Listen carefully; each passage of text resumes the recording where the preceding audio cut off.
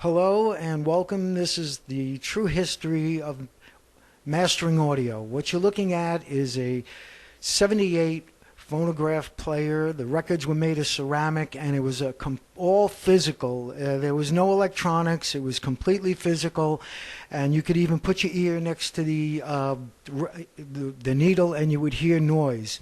You would hear the record playing, and then of course it was amplified by the horn. But when we switched over to electronic record players, they noticed something very interesting. The high frequencies would make this squeal, especially with the 78s. Don't forget, that's rotating at 78 cycles per minute. That's pretty fast. And the needle up against the ceramic would make a lot of hissing, high hissing sounds. And so what they came up with eventually was, when they recorded the record, they would use a capacitor to bypass the high frequencies to ground, so that when somebody would sing on a microphone or a band was being recorded, the high frequencies would be bypassed to ground.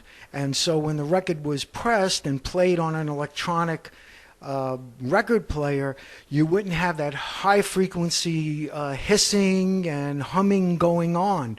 And this is what the graph looked like with the capacitor.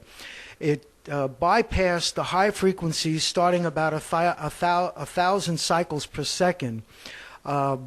This, like I said, when you played it on an electric record player, there was no longer this high hissing sound being amplified. Well, after a while, they had to come up with a standard, so the RIAA came up with a curve, and this is the RIAA curve. They said that the frequencies have to start dipping at a certain amount, 10 dB per octave, blah, blah, blah.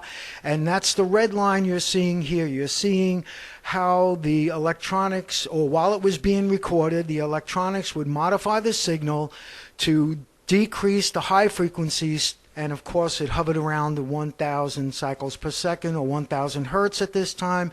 They changed it. But you notice there's a blue line. Well, that's the electronics, the reproductive electronics curve.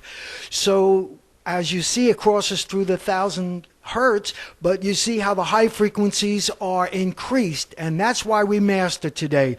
We dip the high frequencies, so when it's played on an electronic device that increases the high frequencies, it's not making the hissing sound, but you're getting the high fidelity that you pay for.